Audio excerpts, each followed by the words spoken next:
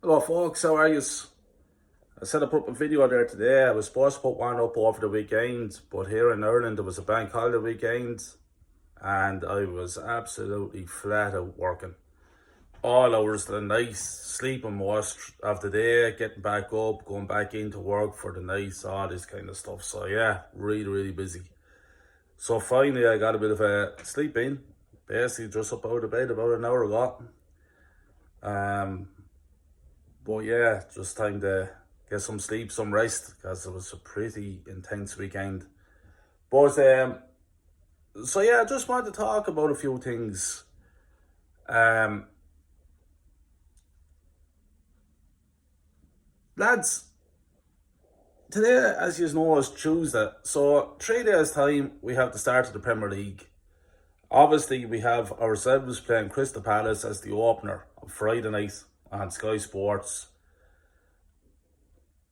And I have to admit that this is actually the first time in many years that I'm actually looking really forward to the new season starting. Um, I'm actually optimistic and feeling positive in what I've seen in pre-season. There's no takeaway from it. I think that we're after having a really good pre-season, especially against Sevilla the other night. I thought that every single player on the field was absolutely exceptional. For the whole 90 minutes of that game, I thought we were brilliant. We played some great football.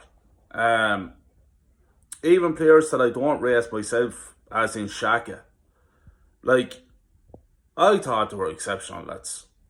And again, pre-season has been very good. Yeah, we got bit by Brentford. People say it's our B team. But the problem I have with that is that players that played against Brentford, if something happens to one of our top players in the first team, these are the lads that's replacing them. And they're not good enough.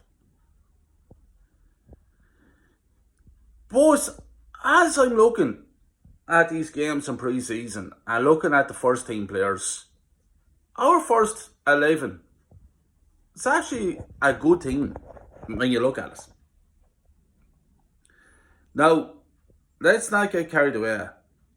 I'm not saying we're going to be winning Premier League titles, but it's a lot better than what it has been over the last few years. And I was talking to a friend of mine the other night on the bus, and he's an Arsenal fan. And he made a good point to me. He said to me that, Kyle, you have been shouting for change for the last 4 years. And now, can you not see that we have aggressively progressed? And it's only when I came home and lay down in the bed and relaxed a bit, and I was thinking about the conversation I had with this man, I realised that he was right. Because I have been calling out for change and certain players to be gone out of the club that are not good enough and all the rest of it. And in fairness to Arteta, if you hear drilling, lads, it's my next door neighbour drilling walls, driving me insane.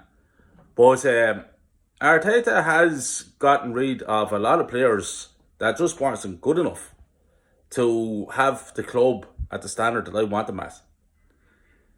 Now, there's still a lot of work still left to do. Like, I'm going to name out some players here now off the top of my head that I think needs to be shipped out. Torreira. Now, today I saw reports that Torreira is heavily linked to Galatasaray. I like to see the backing. He says he's homesick. He doesn't want to be here at Arsenal, and you can't have players like that around the squad. So, I always thought Torreira was a good player. But if you don't want to be somewhere, lads, it's time to go. So you have Torreira, you have Bellerin, which I hope is going to go soon. Cedric is not good enough. Tomiyasu for me is not good enough.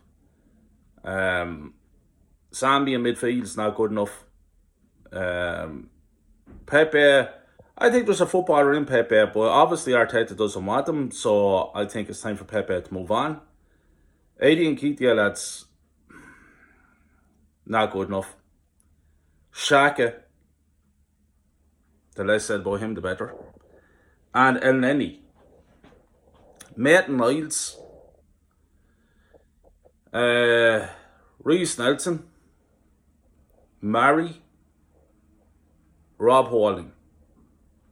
So, like, I've named out there about 8 players, 8 or 9 players there. They're still not good enough. And I hope that we can ship out 2, 3, 4 of them players this transfer window.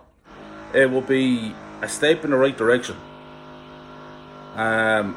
Leno's gone. I believe he's gone there. Her reports there today. So Leno and Torreira is almost gone. But the rest of the players I mentioned has to go as well. But we have to upgrade. I know that you can't do everything in the one transfer window. I know that. But for me, my main concerns about this coming season is that, yeah, as I said, our first 11 is very good. And we're playing some brilliant football. And I am excited. And I am happy to see the football that we're playing. And I have, I'm being optimistic. And I'm going to give Arteta this season. And I'm going to give the players this season. But this is the season that's its make or break this season. There is no more excuses. The excuses are gone. They're finished. If Arteta fails to get us into the top 4 this season and not compete to win the cup, he has to go. He's after proving he's not good enough again. And that's it. There's no arguments about it. There's no Kyle, you're negative, Kyle, you're this, Kyle, you're that. If he doesn't succeed this season, he has to go. And I think every Arsenal fan out there realises this. This is make or break. He's after spending 370 million plus on this current squad. It's his squad, it's his players. It's his vision. He's the one deciding in 3 years to win the Champions League. That came out of Arteta's mouth, not mine. Arteta's mouth. Edu came out the other day, gave an interview which I was very impressed with. He talked about winning trophies, which I'm always talking about. He's not saying, just 3rd, 4th spot. He's on about actually winning and competing. Don't do is he has to go. He's after saying that now, so I want that. That's the standards I'm going to hold him into now. It's an awful pity that our club captain Odegaard came out and he said that we're going to try to get 4th spots and we're going to maybe try win the cup. He's the captain. As far as I'm concerned, the captain should be coming out and saying we're going to win the Premier League title. I believe that we're going to do it. Not that bullshit. So we're going to see, lads, because my main concern is that if a Thomas Partey gets injured or gets,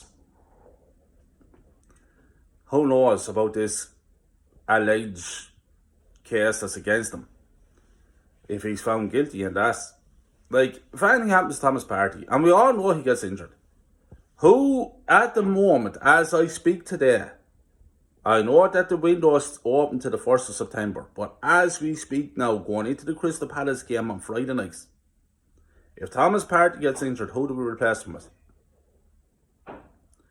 That's the question.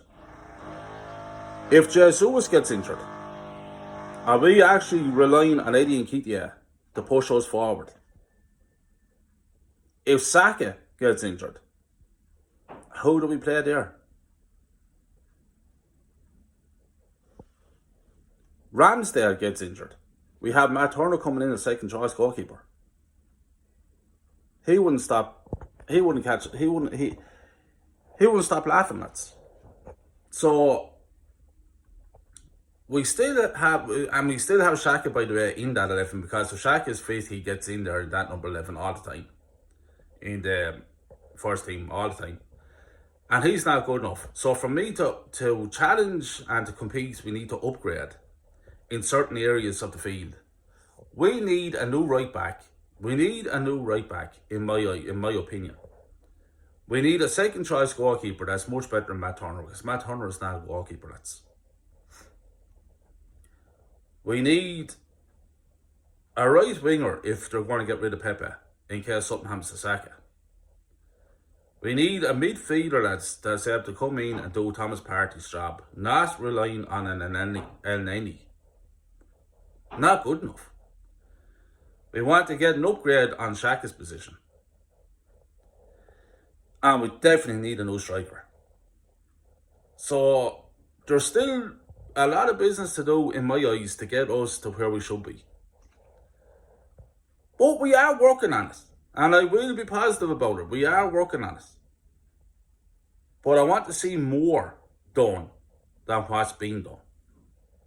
So, am I optimistic going into the new season? Yes, I am. I'm actually looking really forward to it. I'm excited about it.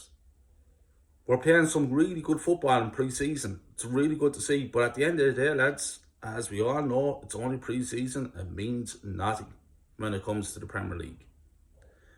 Friday night is where the pressure comes on. Let's see how we handle the pressure this season and not blow us like we did last season. So, as I say, no more excuses. This is it now as far as I'm concerned. Make or break. At the moment, from what I see, we're going into the season, we're looking strong, we're looking good, we're looking like a unit. It's positive. And I'm delighted because so far this pre-season I've been proved wrong. And I'm delighted, and I want to be proved wrong. I want my club to succeed.